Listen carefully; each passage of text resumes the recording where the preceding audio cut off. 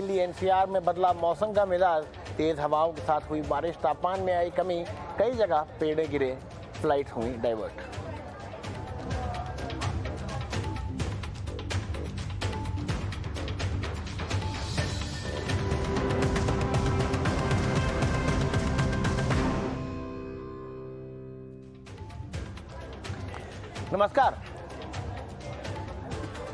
नमस्कार, स्वागत है आपका स्वदेश विशेष में। मैं हूं उत्कर्ष चतुर्वेदी। आज क्या है विशेष एक बात है कि महंगाई थोड़ी सी कम हो सकती है। 22 मार्च के बाद शुरू हुआ डीजल पेट्रोल के दामों के बढ़ने का सिलसिला अब थम गया है और पहली बार सरकार ने डीजल पेट्रोल के दामों पर एक्साइज ड्यूटी कम कर दी है। इसके अलावा रसोई गैस पर भी 200 रुपये की सब्सिडी दी है। ऐसे में सरकार की और लोगों की काफ़ी राहत मिली है। महंगाई के मोर्चे से काफ़ी दिनों पर अच्छी खबर लौटी है। साल 1950 याद करते हैं।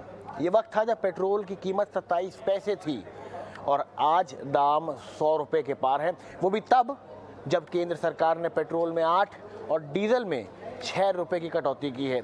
अब सवाल यही है कि ये फौरी राहत कितने दिनों तक टिक पाएगी। क्या सरकार आगे भी ऐसे फैसले लेती रहेगी, और अगर ऐसा हुआ तो सरकार के पास कितनी रिस्क कैपेसिटी है, इसी पर करेंगे चर्चा। हमारे साथ जुड़े हैं कुछ खास मेहमान। हमारे साथ डॉक्टर मनोहर कामत जो कि सेक्रेटरी हैं consumer guidance society of India के, अनिल राजदान जो कि एक्स सेक्रेटरी हैं मिनिस्ट्री ऑफ पावर के, और professor Arun Kumar senior economist जुड़े हुए हैं। अरुण सर, सबसे पहले आपके पास आना चाहूँगा। खबर अच्छी है, लेकिन कितने दिन ये चलेगा और क्या आगे भी इस तरह की कटौती देखने को मिल सकती है?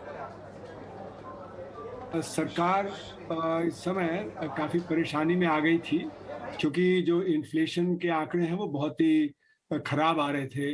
होलसेल प्राइस इंडेक्स, जैसे आपने बताया, 15.08% की रफ्तार से, और कंज्यूमर प्राइस इंडेक्स 7.7% के थोड़ा ऊपर की रफ्तार से चल रहा है। और ये एक्सेलरेट कर रहा है, मतलब कि ये फरवरी के महीने से बढ़ता चला जा रहा है। तो इसका असर जो हमारे आम आदमी है उस पर बुरा पड़ता है, क्योंकि एक तरफ नौकरी कम हो गई, तनख्वाह कम हो गई, दूसरी तरफ दाम बढ़ रहे हैं, तो उसके जेब पे डाका पड़ रहा है। तो इसलिए कुछ ना कुछ तो करना ही था। तो ये अच्छी बात है, लेकिन अभी भी जो दाम कम किए हैं पेट्रोल डीजल के, वो जो पहले जो बढ़ाए थे उससे कम है। तो यानी कि जो मार्च में दाम थे उससे अभी भी थोड़े ज्यादा ही हैं। तो अभी मुझे लगता है कुछ और भी करने की जरूरत पड़ेगी। दूसरी बात यह है कि जो इन्फ्लेशन का मतलब होता है कि दाम किस रफ्तार से बढ़ रहे हैं। तो इन्फ्लेशन का रेट कम हो जाने का मतलब ये नहीं कि दाम गिर रहे हैं, दाम अभी भी बढ़ रहे हैं। जैसे कि अगर एक ट्रेन है, वो एक स्टेशन की तरफ जा रही है, तो उसकी स्पीड कम हो रही है लेकिन वो आगे चल रही है। तो जब तक दाम बढ़ते रहेंगे तब तक उसका असर जो है आम आदमी पड़ता रहेगा, क्योंकि हमारे यहाँ असंगठित क्षेत्र 94% है और उनकी क्षमता नहीं है, उनकी शक्ति नहीं है कि जैसे जैसे दाम बढ़े उनकी तनख्वाह वो बढ़वा लें। तो संगठित क्षेत्र में तो होता है कि वहाँ डीए न्यूट्रलाइजेशन वगैरह मिलता है, पर वो भी 6 महीने 4 महीने बाद मिलता है, तो वहां पे भी गिरावट होती है। और जब वहां पे डिमांड कम हो जाएगी तो उससे हमारा रेट ऑफ ग्रोथ कम होगा। और अभी हम रिकवरी कर ही रहे हैं पैंडेमिक से, तो ये बहुत जरूरी था कि अगर हम किसी ना किसी तरह से जो आम जनता है उसकी परचेजिंग पावर बढ़ाएं, तो उससे फिर जो रिकवरी और बेटर होगी, उससे जो रोजगार और पैदा होगा। तो इसलिए ये करना जरूरी था, लेकिन अभी और करने की जरूरत है। डॉक्टर मनोहर एस कामत सर, आपसे जानना चाहूँगा, जो बात प्रोफेसर अरुण कुमार ने कही कि ये थोड़ा है लेकिन थोड़े और की ज़रूरत है, क्या इतना काफ़ी होगा और क्या इतना भी चल पाएगा अगर तेल के दाम जिस हिसाब से बढ़ रहे हैं उस हिसाब से बढ़ते रहे तो? देखिए, उपभोक्ता की ओर से जो मैं बात कर रहा हूँ, मुझे लगता है जो थोड़ा तो थोड़ा राहत मिले, वो उतना धीरे धीरे हम कदम आगे बढ़ाएंगे। क्योंकि जैसे अनिल सर ने कहा कि ये महंगाई बहुत ही मुश्किल दौरे पे आ रही है और हमारे ग्राहकों और उपभोक्ताओं को बहुत ही परेशानियां झेलनी पड़ रही हैं। लेकिन साथ साथ मैं ये भी कहूंगा कि ये पहला कदम होना चाहिए, सिर्फ ये एक कदम से काम नहीं चलेगा, ये और कदमों के साथ भी इसको मिलाना चाहिए और धीरे धीरे मुझे लगता है इन्फ्लेशन के ऊपर हम जरूर काबू पा लेंगे। चलिए अनिल सर, आपके पास आना चाहूँगा। सरकार ने जो कटौती करी है, एक तो भाई कारण हुआ कि जैसे महंगाई बहुत ज़्यादा बढ़ रही थी, लेकिन सरकार इसकी भरपाई कैसे करेगी? क्या टैक्स कलेक्शन इतना अच्छा हो रहा है कि आप ये जो आपने कटौती करी है उसको आप झेल जाएं, या ऐसा है कि कटौती अभी यहाँ पर हुई है और कहीं और टैक्स से वो वापस हमारी जेब से निकल जाए?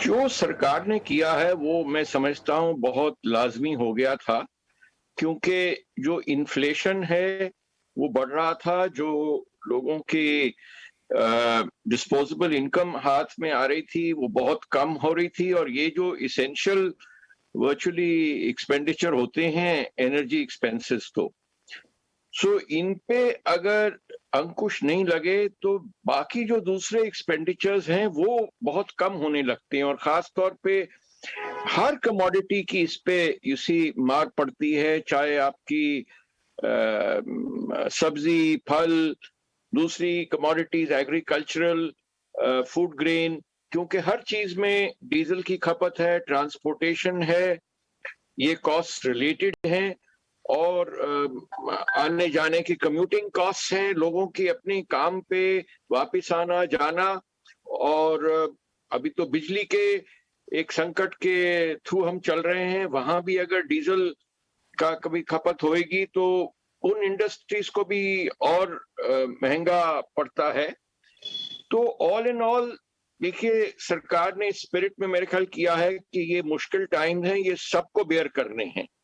हाँ, सरकार का इससे जो रेवेन्यू कलेक्शन है वो सर्टेनली हिट होगा, मगर जो ऑयल मार्केटिंग कंपनीज हैं और वो इसेंशियली जो पब्लिक सेक्टर यूनिट्स हैं, उन पे भी काफी देर से मार पड़ रही है। इलेक्शंस की वजह से वो रेट नहीं बढ़ा पाए, और फिर उन्होंने थोड़े थोड़े बढ़ाए, मगर अभी भी काफी शॉर्टफॉल है, और जो उनके मार्जिन्स हैं कंपैरेटिवली वो ऑयल मार्केटिंग कंपनीज के जो कि पब्लिक सेक्टर में ही हैं वो काफी घट रहे हैं। प्रोजेक्शंस भी यही है कि आगे भी घटेंगे। जो ऑयल अनिल सर, लेकिन यहाँ पे ना एक सवाल, अनिल सर यहाँ पे एक सवाल बड़ा इंपॉर्टेंट आ जाता है कि ऑयल मार्केटिंग कंपनीज जब दाम बढ़ रहे होते हैं तो सरकार कहती है कि ये जो दाम है वो तो हमारे ये हमने कंट्रोल करते, मार्केट फोर्सेस करती हैं। फिर बाद में OMC आके कहते हैं कि सरकार से ये दाम बढ़ाने की इजाज़त दें। तो ये थोड़ा कन्फ्यूजन नहीं आपको लगता है कि OMC जो हैं वो उनको कौन उनकी देख रेख कर रहा है? क्या सरकार चला रही है, सरकार नहीं चला रही है?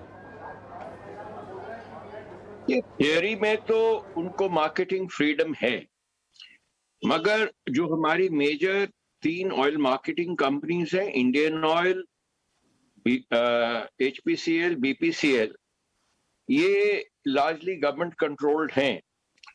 तो इसमें गवर्नमेंट की से सर्टेनली जो है वो चलती है, चाहे आपको डायरेक्टिव ना होए, और ये इस सरकार से पिक्यूलियर नहीं है। ये जब मैं पेट्रोलियम मिनिस्ट्री में था आज से 10-15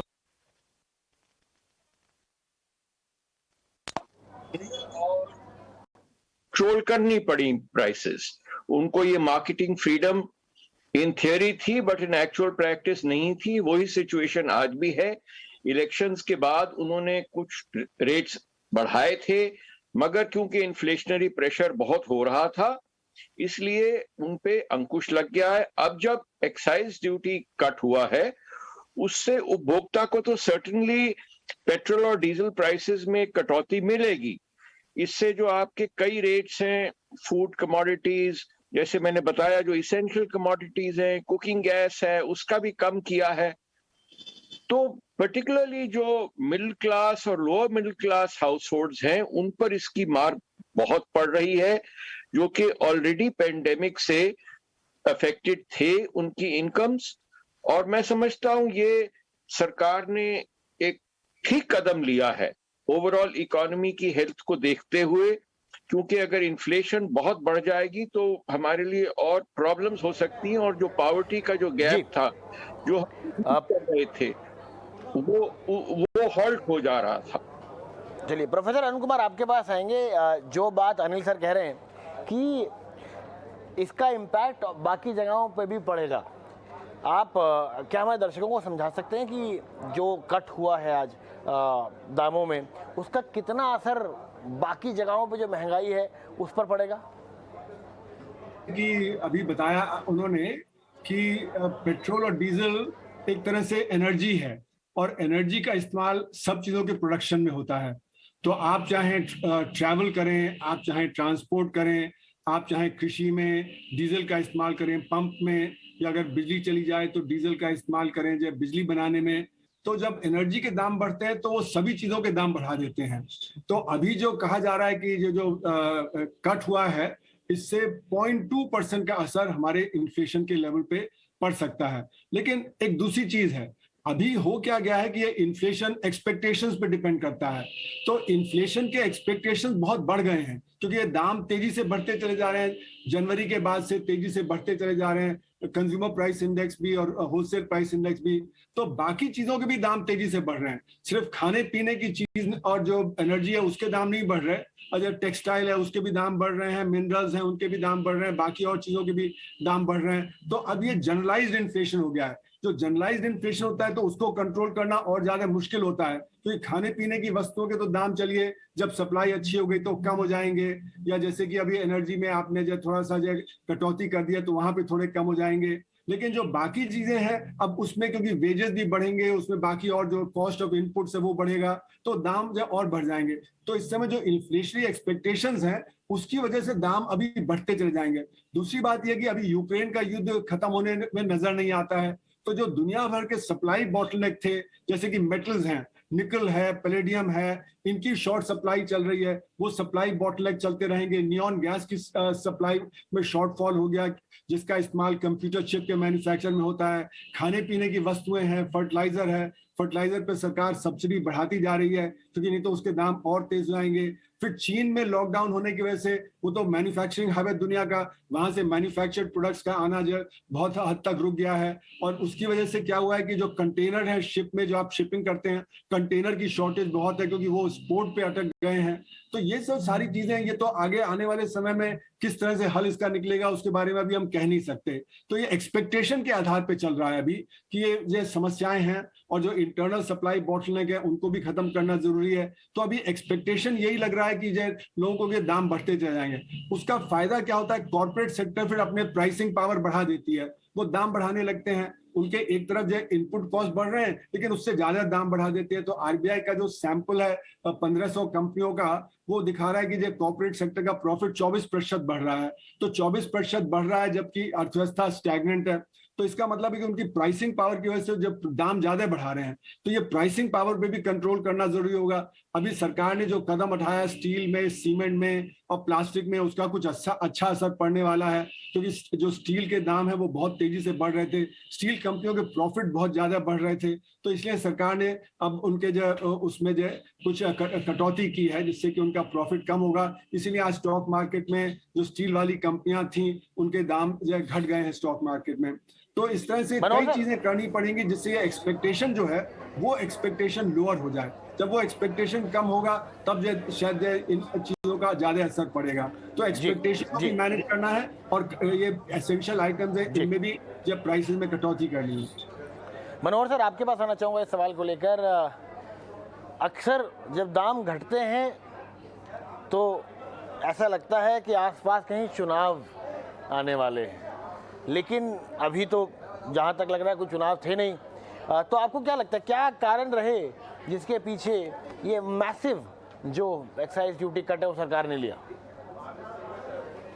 नहीं, मुझे तो यही लगता है कि गवर्नमेंट इस बात की चिंतित है कि अपने इमेज के बारे में, एक, और दूसरी बात क्या है कि जैसे हमारे पहले पैनलिस्ट ने भी कहा कि ये सब चीजें आम आदमी को बड़ी परेशान करती हैं, और जब आम आदमी और उपभोक्ता असंतुष्ट है तो हमारी सोसाइटी संतुष्ट कभी नहीं हो सकती।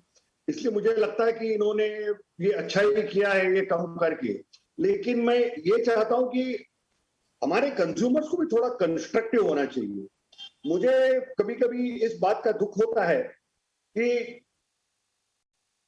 अगर पेट्रोल का दाम बढ़ता है, मैं बॉम्बे में रहता हूं, तो हमारे लोग पेट्रोल की गाड़ी में जो नौकरी पे जाते हैं, कहीं और कहीं जाते हैं, आते जाते हैं, ये अपना कार पूलिंग वगैरह का कुछ जरा भी इस्तेमाल नहीं करते। मैंने देखा कि कीमतें 112, 15, 18 रुपए तक गए, लेकिन गाड़ी एक भी मुंबई के रास्ते पे कम नहीं हुई, ट्रैफिक जाम वैसे के वैसे रहे। तो सवाल ये उठता है कि सिर्फ क्या गवर्नमेंट ही सब कुछ करेगी, हम उपभोक्ता कुछ नहीं करेंगे? तो मुझे लगता है कि हम उपभोक्ताओं को भी जैसे वक्त के हिसाब से, मान लो पेट्रोल 120 रुपए भी हो गया, तो हमको सबको मिलकर कार पूलिंग या कोई एयर कंडीशन बस से जाना वगैरह सीखना चाहिए। और ये सब चीजें, ये हमारी उपभोक्ताओं के आचरण में और बर्ताव में ये बहुत बड़ा फर्क होना पड़ेगा। लेकिन ये सब चीजें कहना बहुत आसान है, लेकिन करना बहुत मुश्किल है। तो इंटरेस्टिंग सवाल है कि कई स्टेट्स ने, देखिए पहले जो बीजेपी शासित स्टेट्स थे उन्होंने तो वैट घटा दिया था, उसके बाद अब धीमे धीमे थोड़े बहुत और ने भी घटाया, लेकिन वो जो कटौती हुई 2 रुपये की हुई, 3 रुपये की हुई है। 2 सवाल, पहले तो क्या आपको लगता है कि जिन स्टेट्स ने नहीं घटाया है, अब पहले आप कह रहे थे कि सेंटर एक्साइज घटाए तो हम घटा देंगे, अब वो हो गया है, तो क्या सबको अपनी तरफ से थोड़ा थोड़ा वैट कम करना चाहिए, और क्या और गुंजाइश है वैट के नीचे जाने की इस समय? किनसे सवाल पूछ रहे हैं? सर वैट की अगर बात करें तो कई स्टेट्स ने वैट घटा दी हैं। सवाल किनसे पूछ रहे हैं आप? हाँ अनिल सर, आपसे पूछ रहा हूँ। अच्छा, शुक्रिया। देखिए, स्टेट्स को तो सर्टेनली उनका जो रेवेन्यूज हैं वो इससे अफेक्ट हुए थे, और उनपे अब ये वैट का जो उनका डिपेंडेंस है वो जो अपने लोकल टैक्सेस है उनका काफी हेवी डिपेंडेंस है इन स्टेट्स का। लेट अस फेस इट कि ये जो कमोडिटीज हैं, जो कि मैं कहता हूं सिन कमोडिटीज, जैसे तेल है, अल्कोहल है, यही चीजें हैं, इन्हीं पर काफी निर्भर है टैक्स कलेक्शन।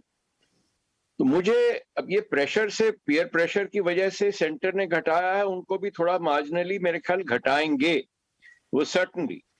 मगर जैसे कि कहा गया कि हमें कार पूलिंग और ये और तरीके करने चाहिए, मैं समझता हूं वो सही है कि आपको एनर्जी इफिशिएंसी की तरफ जाना चाहिए, एनर्जी कंजर्वेशन की तरफ जाना चाहिए। और जैसे सरकार ने ये भी कहा है कि हम एथेनॉल ब्लेंडिंग जो है उसकी रेशो बढ़ाएंगे, ताकि जो 85% आपको इंपोर्ट हो रहा है उसमें आप कटौती लाएं। मगर पीछे पैंडेमिक के दौरान बिकॉज इन्फेक्शन के खतरे से मेरे ख्याल जो लोग थे इंडिविजुअल ट्रांसपोर्ट पे एम्फोसिस अनफॉर्चुनेटली दोबारा बढ़ गया था। जो पब्लिक ट्रांसपोर्ट था उस पे, जो कि प्राइवेट कार भी अफोर्ड कर सकते थे, वो पब्लिक ट्रांसपोर्ट पे जो जा रहे थे उन्होंने भी बंद कर दिया, ताकि हेल्थ इशू कम्स फर्स्ट। इसीलिए 2 व्हीलर्स खास तौर पे हमारे बहुत बढ़ गए हैं, जो कि थोड़े से मार्जिनली वीकर सेक्शंस भी हैं, वो भी 2 व्हीलर पे आते हैं काम पे, और हर एक को अपना हेल्थ जो है वो पहला इंपॉर्टेंट इशू दिखता है। तो एनर्जी इफिशिएंसी, आपको स्टार लेबल प्रोडक्ट्स, मैं तो कई जगह ये कहता रहता हूं कि जो एक्साइज ड्यूटीज हैं आपकी, वो एनर्जी इफिशिएंट गुड्स पे कम होनी चाहिए, ताकि लोग कम ऊर्जा इस्तेमाल करें। और इस पे बहुत एक मैसिव पीपल्स कैंपेन होना चाहिए, plus backed by government action. क्योंकि गवर्नमेंट एक्शन जो है और पॉलिसीज जो हैं, पर्टिकुलरली जो टैक्सेशन पॉलिसीज हैं, वो जब तक आपके प्रचार से मैच नहीं करती, उसका डिजायर्ड इम्पैक्ट नहीं होता है। हमें ये जो 85% डिपेंडेंस है ऑन इंपोर्टेड ऑयल, इसको हमें सर्टेनली फिगर को एक टारगेट लेके घटाना चाहिए, समझे करीब 75% या जितना भी लाना है। क्योंकि जो इलेक्ट्रिक व्हीकल्स हैं वो अभी इमीडिएट होराइजन पे इंडिया में लार्ज स्केल पे मुझे दिख नहीं रही हैं। तो इस चीज पे हमें ध्यान देना चाहिए। एक ये पॉसिबिलिटी थी एक दफा कि हम सोच रहे थे कि जो कुकिंग गैस फॉर एग्जांपल जो है, उससे हटके लोग बिजली की कुकिंग पे आ जाएंगे। अब बिजली के साथ एक और मार करीब 6-7 महीने से पड़ती रही है कोल शॉर्टेज की वजह से। तो वो भी इतना ट्रांजिशन जो है मुझे स्विफ्ट नहीं लग रहा, क्योंकि उधर भी रेवेन्यू इश्यूज हैं। जो डिस्ट्रीब्यूशन कंपनीज हैं वो भारी घाटे में चल रही हैं, वो भी टैरिफ इंक्रीज होगा। ओवरऑल एनर्जी रिफॉर्म है, आपके पीस मील नहीं चलेंगे, आपको ओवरऑल एनर्जी सेक्टर का रिफॉर्म देखना पड़ेगा। और जो कलेक्शन प्रोसीजर है, लकीली जो पेट्रोलियम प्रोडक्ट्स है उसमें कैश एंड यूज है, मगर जो बिजली का सेक्टर है उसमें ये कैश एंड यूज नहीं है। उसमें इमीडिएटली आपको यही लाना पड़ेगा ताकि उनकी जो कैश सिचुएशन है और जो कैश की सर्कुलेशन है वो इम्प्रूव होए और डिस्ट्रीब्यूशन कंपनीज पास ऑन करें अपने जो जनरेटिंग कंपनीज हैं, कोल कंपनीज को, ताकि ये साइकिल टूटे ना। और दूसरा, अरुण सर आपके पास आना चाहूंगा इसी सवाल को लेकर। देखिए ये तो जो बात कही अनिल सर ने एक लॉन्ग टर्म की बात है और ये हमें लगातार ये देखना चाहिए किस तरीके से हम इथेनॉल ब्लेंडिंग की तरफ देखें, हम किस तरीके से इलेक्ट्रिक व्हीकल्स की तरफ देखें। लेकिन एक बड़ा इंपॉर्टेंट सवाल लोगों के मन में था, वो यहाँ पर ये था कि आरबीआई अब इस कटौती को कैसे देखेगा। क्या आगे आने वाले समय में जो आरबीआई ने से उम्मीद करी जा रही थी कि अब तो और बेसिस पॉइंट्स बढ़ाएंगे, क्या आरबीआई का स्टांस थोड़ा सा अब नरम होगा यहाँ पर? आरबीआई तो खुद ही चाहता था, उसने पिछले बार भी रिपोर्ट में कहा था कि देखिए हम दाम जो उनका 4+-2% का जो बैंड है हम उसमें नहीं रख पाएंगे अगर जो पेट्रोलियम गुड्स पे ड्यूटी वगैरह कम नहीं होगी। तो वो उनके हाथ के बाहर की बात थी, इसीलिए उन्होंने सीआरआर बढ़ाया, उन्होंने अपना जो है रेपो रेट बढ़ाया। लेकिन उससे इन्फ्लेशन कंट्रोल में नहीं होगा, उससे तो डिमांड कम होगी, पर डिमांड तो पहले से ही कम थी। तो ये आरबीआई के हाथ में नहीं था, ये तो फिस्कल पॉलिसी के हाथ में था। और आपने सही सवाल उठाया था कि ये जब हम काटेंगे अपना एक्साइज ड्यूटी काटेंगे तो उसका असर हमारे रेवेन्यू पे पड़ेगा। लेकिन इस समय बात यह है कि हमारा रेवेन्यू कलेक्शन बहुत अच्छा चल रहा था। डायरेक्ट टैक्सेस में 40% की बढ़ोतरी हो रही थी, जीएसटी में रिकॉर्ड लेवल का कलेक्शन हो रहा था। तो इसलिए सरकार के पास कुछ स्पेस थी कि वो ये यहाँ पे भी कटौती कर सके और जो एक्स्ट्रा जो सब्सिडी देना है, चाहे वो फर्टिलाइजर पे है, वो चाहे जो और चीजों पे है, कुकिंग गैस वगैरह पे, वो एक्स्ट्रा वो दे सकता था क्योंकि उसका जो रेवेन्यू कलेक्शन काफी अच्छा चल रहा था। तीसरी बात यह है कि जैसे आपने स्टेट्स की बात उठाई, तो स्टेट्स के पास अपने रिसोर्सेज कम होते हैं, उनके हाथ में तो यही चीजें हैं, लिकर है, उनके हाथ में ये पेट्रोल डीजल पे जो टैक्स लगाया है, एक्साइज ड्यूटी है वो है, लेकिन बाकी जीएसटी का हिस्सा मिलता है। लेकिन सेंटर के पास कस्टम्स ड्यूटी है, इनकम टैक्स है, कॉर्पोरेशन टैक्स है। हालांकि उसका 41% जाता है स्टेट्स के पास, लेकिन रिसोर्सेज ज्यादा हैं।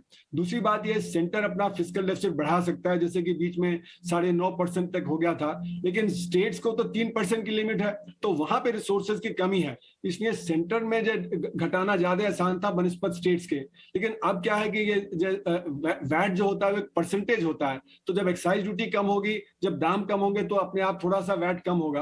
लेकिन आपकी बात सही है कि वैट और भी कम किया जा सकता है अगर उनको और तरह से जो रिसोर्सेज मिल जाएं। तो जैसे कि अभी तक हो ये रहा था कि बहुत सारे टैक्स कलेक्शन सेस के द्वारा होते थे, तो 41% की जगह 31% ट्रांसफर हो रहा था, क्योंकि सेस में जो होता है वो पूरा पूरा सेंटर के पास जाता है, वो स्टेट्स के पास नहीं जाता है। तो अगर स्टेट्स के पास पैसा और जाए तो वो भी अपना वैट कम कर सकते हैं, उनको उसमें फिर दिक्कत नहीं होगी। तो ये है। फिर एक और चीज जो आपने कंज्यूमर के बारे में पूछी थी, कंज्यूमर का जो डिस्क्रिशनरी कंजम्पशन है वो कम हो जाता है, क्योंकि वो एसेंशियल में जब खर्चा करता है, तो जैसे कपड़ा लत्ता खरीदना है, बाकी और चीजें हैं। यहाँ तक कि दिल्ली के मंडी से खबर है कि वेजिटेबल्स की परचेज भी कम हो गई है, जो वेजिटेबल्स जो आम जनता खरीदती थी वहां पे भी। और पालक के केस में मुझे बताया गया कि पालक के दाम कम हो गए लेकिन उसका सेल कम हो गया। तो ये दिखा रहा है कि जो परचेजिंग पावर जो कंज्यूमर की है वो काफी कम हो गई है। और जो अनिल जी ने कहा वो ठीक है कि लोग इसलिए पर्सनल व्हीकल में जा रहे हैं क्योंकि वो जो वरिड है कि ये जब पैंडेमिक की वजह से वो कहीं एक्सपोज ना हो जाए, हेल्थ की समस्या ना आ जाए, इसलिए वो कार पूलिंग वगैरह शायद नहीं कर रहे हैं। चलिए, बहुत बहुत शुक्रिया आप सभी का हमारे साथ जुड़ने के लिए और इस मुद्दे पर हमें और जानकारी देने के लिए।